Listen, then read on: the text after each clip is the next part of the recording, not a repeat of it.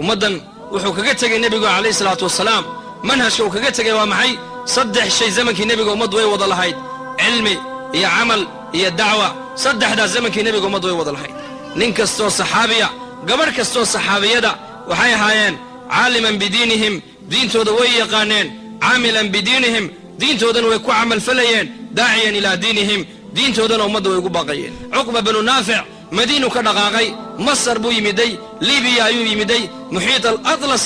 maqrib intuu istaagay zamankan dalka waaga zamanka dalkanaa joogno lama aqoonin faraskii intuu badda geliyey buu yidhi yaa rabbi low calimtu waraa haada albaxri unaasun laballaqtu calayhim laa ilaaha ila allah yaa rabbi haddaan ogahay baddaa dad inay ka shisheeyaan laa ilaaha ila allah baan gaadhsiin lahaa buu yidhi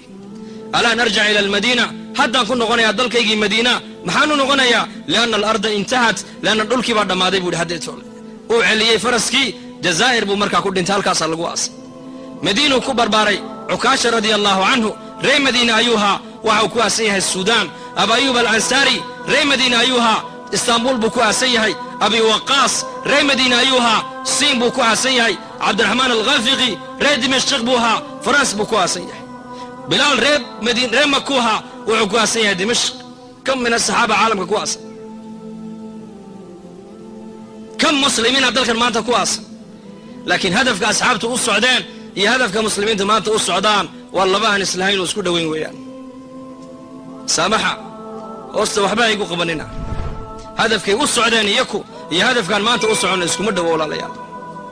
lidaalika waa inaan niyaddeenna bedelnaa dalka niyaddaan ku imanay waa inaan bedelnaa waa ilaa haddii kale khatar baan ku jirnaa niyaddeenni waan bedelaynaa maxaanu bedelaynaa inaan dalkan joogno laakiin aan diinta ilahay ka shaqayno oon ka bilowna shaqada diinta muslimiintii hor dalkan timid ime aaway dadkii yimide dalkan ayna hum maanta inta soo galaysa maskiidkaa ku farxin ziyaaraadka bax jawladda bax raac jamaacadada dibadda u bax waad yaabi doontaa tastaqrib ayaa u soo baxaya innaka halkii nebiga taagana calayhi salaatu wasalaam man lam yahtama biumuuri almuslimiin falaysa minna buu nebigu yidhi falaysa minhum ninka muslimiinta dhibaatadooda ka walwalin ka murugoon naga mid maha buudhi annaka ama muslimiintaba ka mid maaha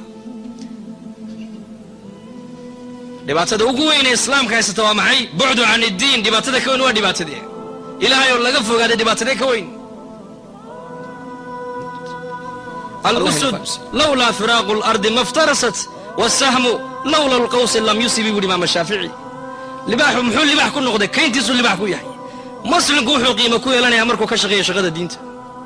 hadday biyuhu fadhiistaan waxaan ogaaday buuhi imaam shaafici biyuhu inay xumaanayaan hadday socdaanna inay biyuhu daahir yihiin cidda kalena ay daahirinayaan ummaddan socodkay qiimo ku leedahay walaalayaal